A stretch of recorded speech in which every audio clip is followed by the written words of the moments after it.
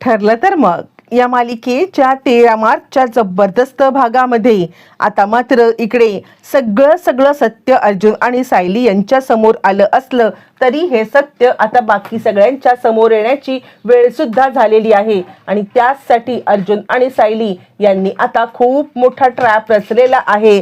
सगळ्यात महत्त्वाचं म्हणजे आता हे सत्य रविराजांच्या समोर येणं जास्त महत्त्वाचं आहे आणि त्यासाठी डायरेक्ट आता गुलाबला रविराजांच्या समोर आणत सगळा प्रियाचा कच्चा चिठ्ठा ज्या वेळेला खोललाय त्यावेळेला आता अर्ध सत्य इकडे जरी गुलाबने सांगितलं असलं तरी हुशार वकील रविराज यांना मात्र पुढचं सत्य समजलंय। म्हणजे आता जर का ही मुलगी आश्रमातून आलेली आहे तर आता पुढचं सत्य म्हणजे ही कोणाला तरी आश्रमातली ओळख घेऊन आलेली आहे आणि त्याचमुळे एका झटक्यात निष्णात वकील रविराज यांनी आतापर्यंत न लावलेलं डोकं आता लावत एका झटक्यात केस सॉल्व करत ही आपली मुलगी नाही तर सायलीच आपली मुलगी आहे हे सगळं सिद्ध केलंय। असं काय रविराजांना समजलंय किंवा आता गुलाबच्या बोलण्यातून असं काय सत्य समोर आलंय की त्यानंतर मग आता कितीही कुणीही न सांगितलं तरी एका बापाने आपल्या लेकीला ओळखलंय। इतकंच नाही तर आता सगळं सत्य सगळ्यांच्या समोर आणलंय। नक्की काय घडलंय एपिसोडमध्ये सगळं सविस्तर पाहू। इकडे आता आपण आजच्या भागामध्ये पाहिलेलं आहे की जानकी विद्यालयामध्ये त्यांना आता जे पुरावे सापडले त्या पुराव्याच्या नुसार मात्र आता काहीही झालं तरी सुद्धा यांना कन्फर्म झालंय की ही सदावती आणि मैना यांची मुलगी आहे। मग आता अर्जुन आणि सायली तिकडून जानकी विद्यालयातून डायरेक्ट निघालेत ते एका कॅफेमध्ये आलेले आहेत आणि कॅफेमध्ये आल्यावरती मग आता सायली सांगायला लागते आता बाद झालं, आता प्रियाला एक्सपोज करण्याची वेळ आलेली आहे।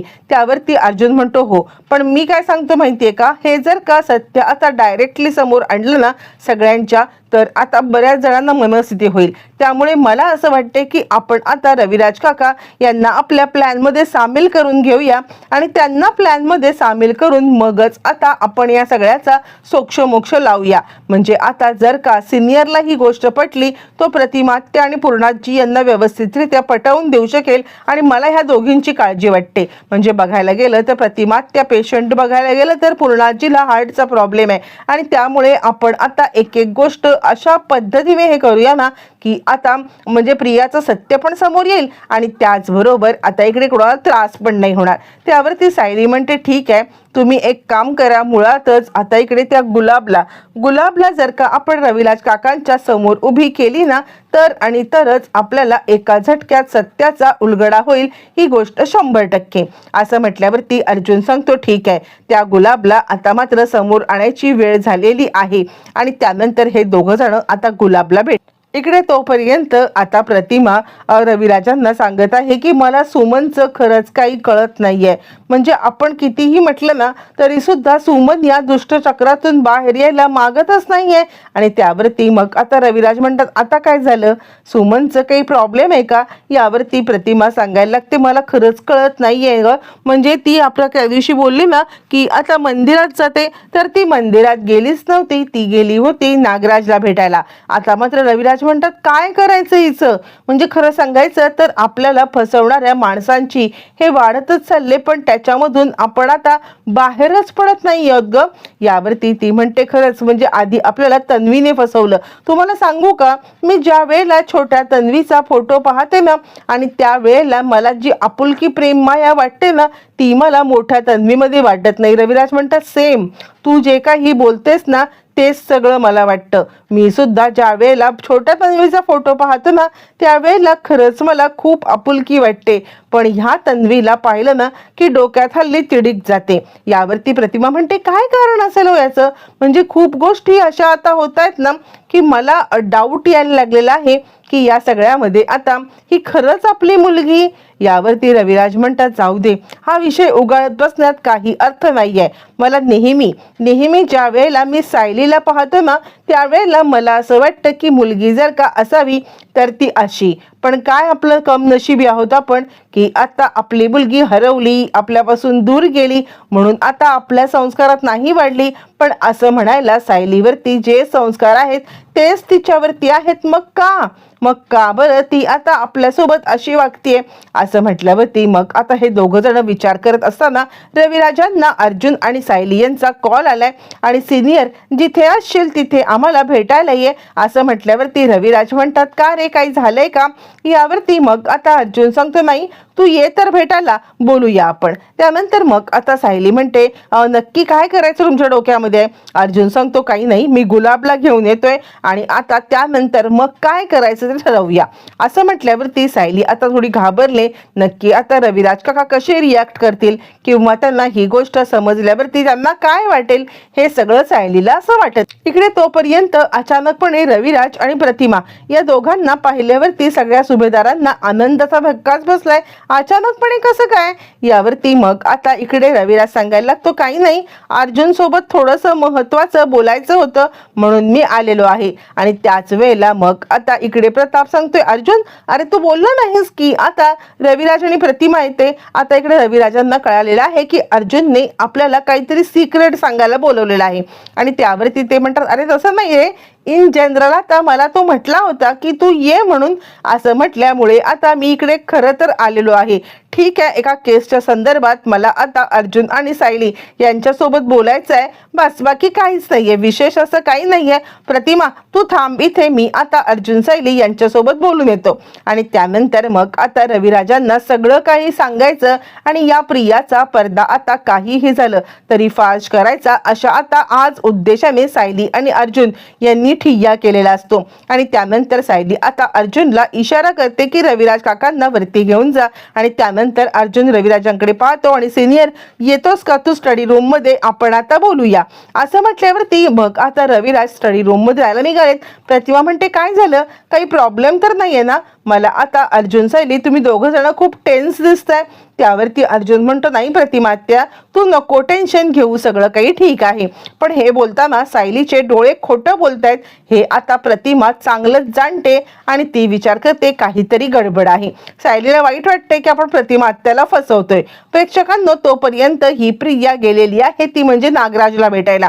प्रिया आता विचार करते आहे की लवकरात लवकर यांना भेटेन आणि त्यानंतर मग आता त्याचीच मदत मला घ्यायला पाहिजे. आणि नागोबाला सुद्धा प्रियाची मदत हवी असते सुमनला आपल्या जाळ्यात ओढण्यासाठी. आणि त्याच वेळेला प्रिया नागोबाला भेटायला गेलेली संधी अर्जुन गुलाबला घ्यायला आलेला आहे. आणि त्यानंतर अर्जुन आता गुलाबला सांगतोय हे बघा आत्ता वेळ आलेली आहे तुम्हाला जर का या भानगडीत पडायचं नसेल ना तर सदामयम्याचं सगळं सत्य आणि त्याचबरोबर प्रियाचं सगळं सत्य तुम्ही आता सिनियर वकील रविराज यांना सांगा. कारण काहीही झालं ना तरी सुद्धा तुम्हाला जर का या सगळ्यामध्ये सुटायचं असेल तर ते एकटेच मदत करू शकतील. यावरती ती म्हणते साहेब मला खरंच अडकवू नका. काही वर्षापूर्वी मी जे काही केलं ना हे असं मुलांना विकत घेणं या सगळ्याची मला ना काही वर्षापूर्वीच शिक्षा मिळालेली आहे. पुन्हा मला याच्यात अडकायचं नाहीये. अर्जुन म्हणतो तुम्ही जर का व्यवस्थितरित्या खरं बोललात ना तर मात्र तुम्हाला कोणीही अडकवणार नाहीये असं म्हटल्यावरती आता मात्र इकडे लगेचच गुलाब आलेली आहे आणि इकडे रविराजांच्या समोर गुलाबला घेऊन आता जोपर्यंत अर्जुन इकडे गुलाबला घेऊन येत आहे तोपर्यंत सायली आता रविराजांच्या समोर उभी आहे. आणि सायली रविराजांना सांगत आहे की रविराज काका जे काही तुम्हाला मी सांगेन ना ते ऐकून कदाचित तुम्हाला खूप मोठा धक्का बसू शकतो पण या सगळ्यामध्ये तुम्ही आता शांतपणे मी जे काही बोलते ते ऐका.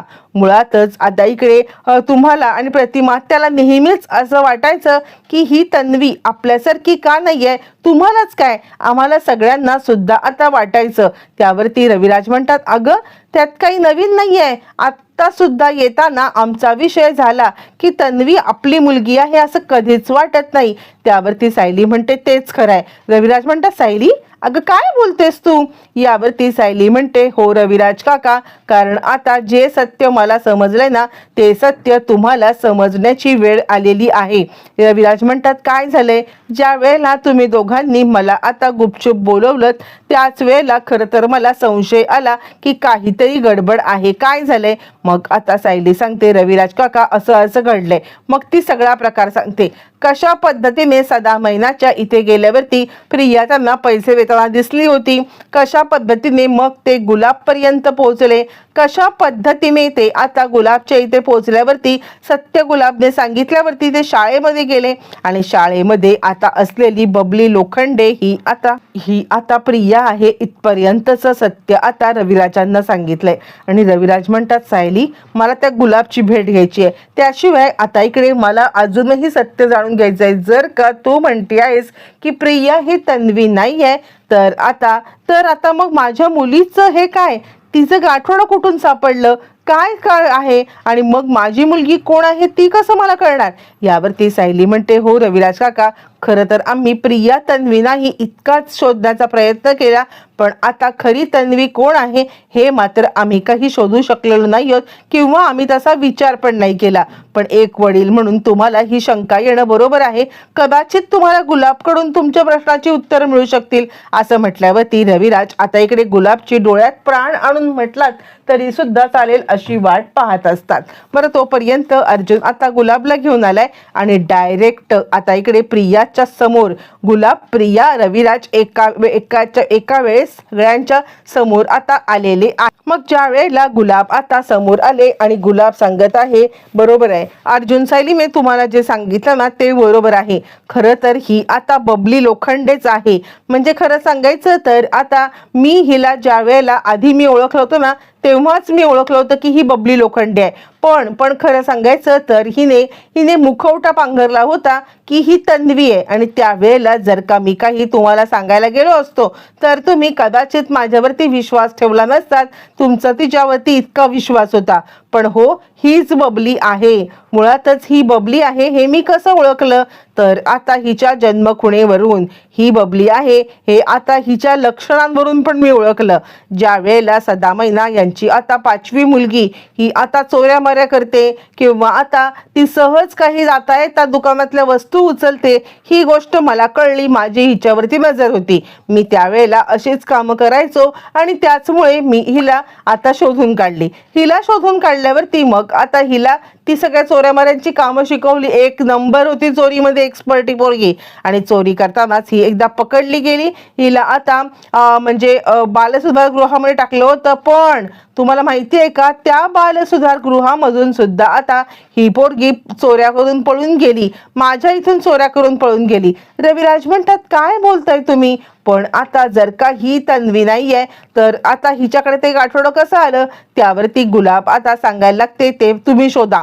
खरं सांगायचं तर आता ही जिचं गाठोडं घेऊन आले ना ती मुलगी हिच्या आसपासच असणार.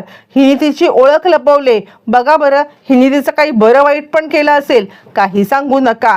कारण आता ही इतकी त्याच वेळेला जीवघेणी पोरगी होती ना की कुणावरतीही हमला करणं, कुणालाही हे करणं हे तिच्या डाव्या हाताचा खेळ आहे. त्यामुळे बघा, तुमच्या मुलीला सुद्धा आता मारून इकडे ती आलेली आहे का? प्रिया घाबरते आणि काय बोलताय वेड्यासारखं काहीतरी बोलू नका. यावरती रविराज घाबरतात आणि काय ग चांडाळणी, कुठे आहे माझी करी? आणि त्यानंतर रविराज आता चांगलेच घाबरलेले आहेत. नक्की आता माझ्या मुलीसोबत काय केलंस? त्यावरती लगेचच आता इकडे गुलाब सांगायला लागते, काय हिला विचारायचं गरज नाहीये, तुम्ही हिला पोलिसांच्या ताब्यात द्या.